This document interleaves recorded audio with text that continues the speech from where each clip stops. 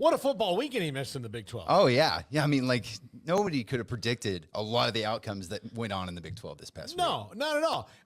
The least of which, and you see Kansas State behind me there on the screen, they earned that this week by absolutely dismantling Oklahoma State. I would say piece by piece, but that means that they took their time doing it. No, they got right to it. Yeah, they got right to the point, and it didn't even look remotely like Oklahoma State was ever in this game. They crushed their spirit early, and it just got worse from there. Yeah, it got really bad from there.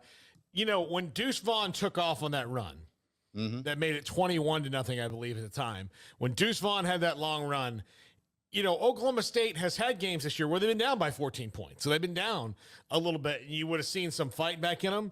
It looked like that was the moment they were like, not today for us, man. It's just not going to happen. Spencer Sanders looks really banged up. He's really gotten through some things, and he's not the only one on that Cowboys roster that is fighting through some things. And Will Howard added a dimension with throwing the ball that the Kansas State offense didn't have with Adrian Martinez. They've got a nice little 1-2 punch there. I don't think Tim Brando was on the show earlier today, and he said he maybe Wally pipped Adrian Martinez. I don't think that's necessarily the case, but I think they don't have to rush him back.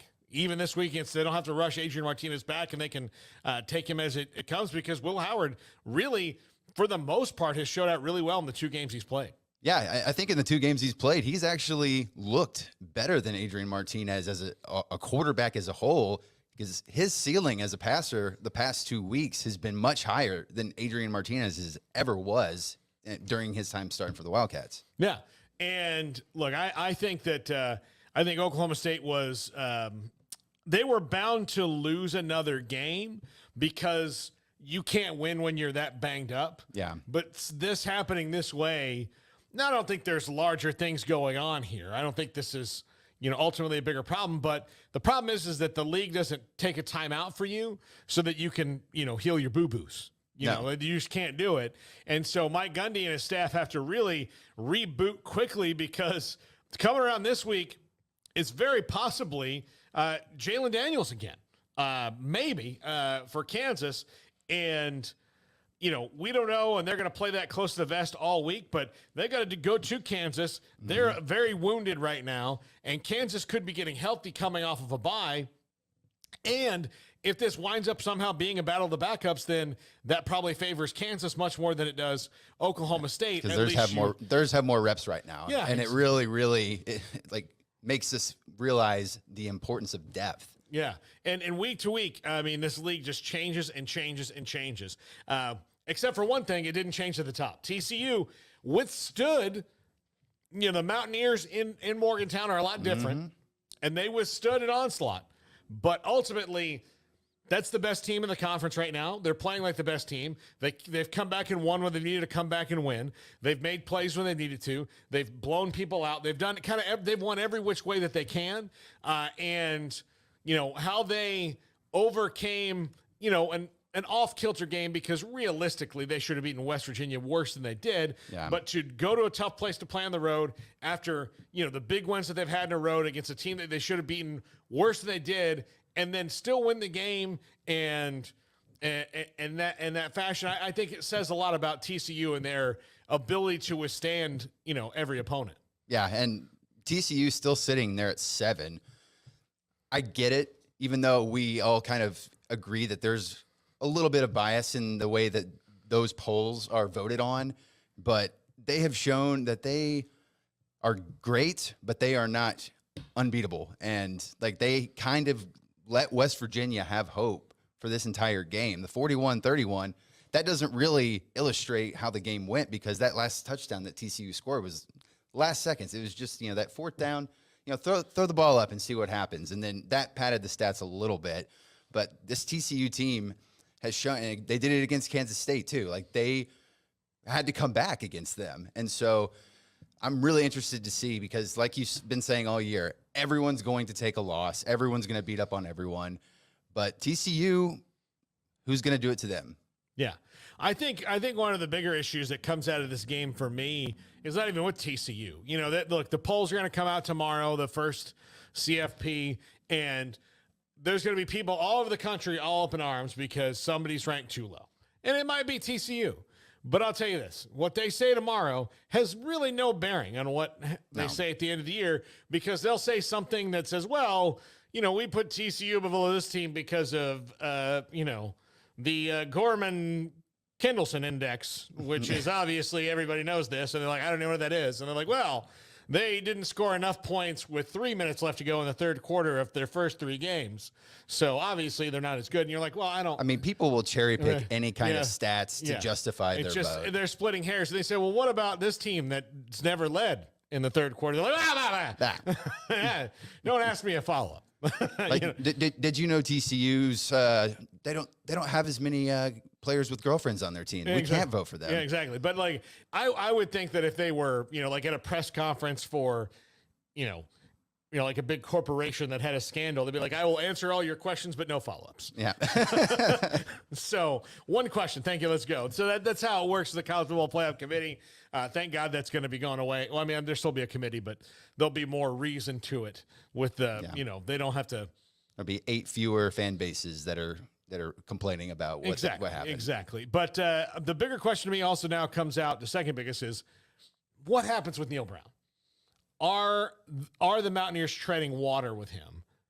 And how do you assess where you go moving forward with him? There's definitely a hole in that boat. And then but you don't want to be like everybody who just fires a coach real quick when maybe there's some things going on that we don't see. But I've been on a lot of West Virginia podcasts, a lot of them.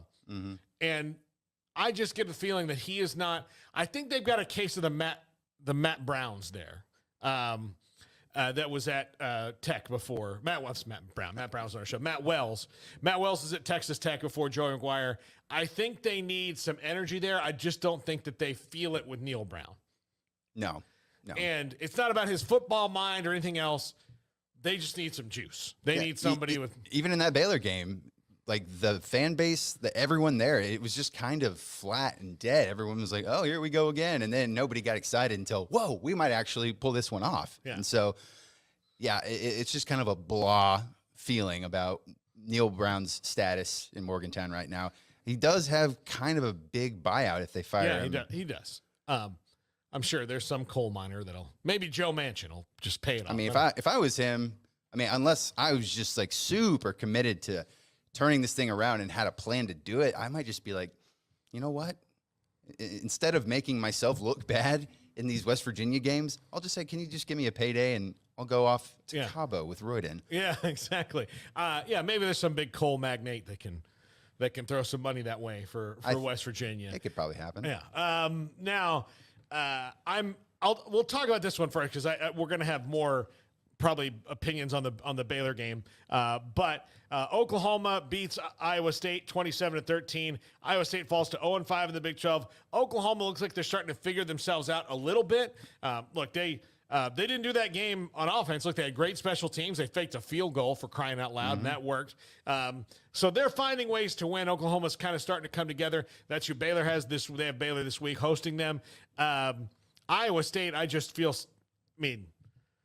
some sort of way about how do you continue to find ways to take comfort in knowing that people aren't talking about wanting to hire away Matt Campbell anymore. That's something that you can hang your hat on. But and then this is all under Matt Campbell, but he's got to look at the way he's coaching offense. And again, they're not going to be able to recruit the kind of dudes that everybody else does, but maybe he's got to look at what they're doing and where their developmental talent comes from. But the one thing they've kind of missed this year is they've had stud running backs for the last couple of years. And they've got some good players, but I don't think any of these guys are studs like David Montgomery or Breece Hall. Yeah. No. I think there's something to be said for Iowa State, keeping Oklahoma at 27 points because we know that Oklahoma is capable of scoring 60. And Iowa State has had a really great defense all season long, but Hunter Deckers and company, they're kind of the way that we were talking about Baylor last week, where they don't really have much of an identity. Yeah. Other than that, they have Xavier Hutchinson, who is capable of making a big play. But, Hunter Deckers, he likes to throw interceptions. He likes to miss really easy throws. But then he'll make a really great play. And so they can't really tie this bow together. And that being said, I think that their fortunes will improve this week. Well, they have West Virginia this week, so that's why. That is the which one of these houses of cards is going to fall over first, and maybe they've played better to me overall week to week than Iowa than West Virginia has, and we'll talk about that. For an 0-5 in they must be the best 0-5 in a conference school in the country right now. Yeah. All right, and then for Oklahoma, I think they're starting to figure things out. They're starting to figure out who they are. Or who they can be this year as opposed to who they're going to be in the future. Because this is a team that's been kind of thrown together after the departure of Lincoln Riley, a ton of transfers, a ton of guys who haven't played together very much. They're now through 8 games at 5-3. They're starting to figure each other out. They're starting to maybe figure out Brent Venables' defensive scheme. We'll see which Oklahoma shows up this week at home in Norman against Baylor, which we'll see which Baylor shows up too. Those schools, Baylor and Tech were kind of like that, and Oklahoma and Baylor to some degree, although Baylor in their losses hasn't been boat race like Oklahoma has twice. Yeah, I think it bodes well for him too. Yeah, so we'll see about that, but I do think Oklahoma's playing better, and Dylan Gabriel kind of changes everything. Even on an off day, their offense can still function if he's back there. Baylor and Texas Tech in Lubbock on Saturday night.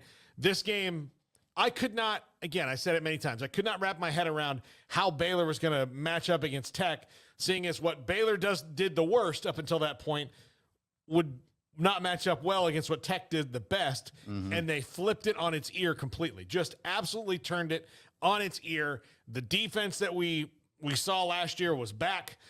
They were getting after the quarterback, creating turnovers, sacking the quarterback, and dominating with the RVO, the reliable, violent offense. And Joey McGuire, maybe thought that the student would become the teacher. Well, at least not for another year. And there were a lot of things I didn't get that they were doing in that game. I don't know what Tyler Shuck brings you in that moment. No. I know you're trying to change things up, but I think you gotta ride with Baron Morton, come sink or swim, and let him fail a little bit. Yeah, let him fail. Let him get some reps. He's a young guy, and anyone with eyeballs watching this kid knows that he is very, very talented. Yeah. And I think getting him the rep, even when you're down, even when it's looking and really, he was having a rough day. He was having a rough day, but I don't even know if that was really on him, because there were plenty of moments where he took what Baylor gave them, including that touchdown run that, it was very, it was in the third quarter. And the third quarter, you sit around thinking oh, here it goes again, where exactly. Baylor cannot, stand on the accelerator and get this done. I mean, let's be honest. It was starting to feel like, okay, well, yeah, here they go. We're in for another nail biter at the end of the game, just like they were against Kansas. But like I've been saying all year, Baylor needs a pass rush. Every team needs a pass rush, but this team especially, they were not putting pressure on any quarterbacks this year. And then you go and do it against a freshman, and look, you get 5 interceptions out of it from 5 different defensive backs. Yeah. And look at the schedule kind of works out for Baylor defensively this week, and we'll talk about it in our previews in the last segment. But honestly, look, you get a spread offense here with Zach Kitley. You get Jeff Lebby's offense this week. So as the defense, that what you have to do. You have to take them out of running plays as fast as they want to, slow them down, time of possession, attack a weak defense, and you can win that game. So Baylor matches up better with Oklahoma than I even thought that they would after watching this Texas Tech game. And it's just because they finally were able to do on both sides of the ball exactly what everyone expected them to do. Yeah, I kind of see team-wise Oklahoma as Budweiser and Texas Tech as Bud Light. That's kind of how I'm seeing this right now. Yeah, and to do that in Lubbock in the 21-point fourth quarter and just to put them away.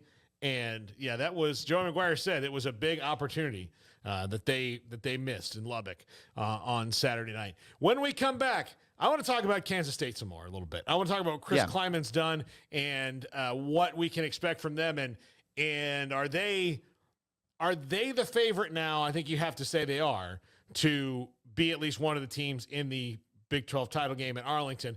Of course, again, it can all change down the line, and we'll see. There's 4 games left for everybody in the season as we head down the home stretch. This is the big one, too. I'm Paul Catalina. That's Jacob Wilson. Jack McKenzie producing. Roy Dougletree is on vacation. He'll be back next week.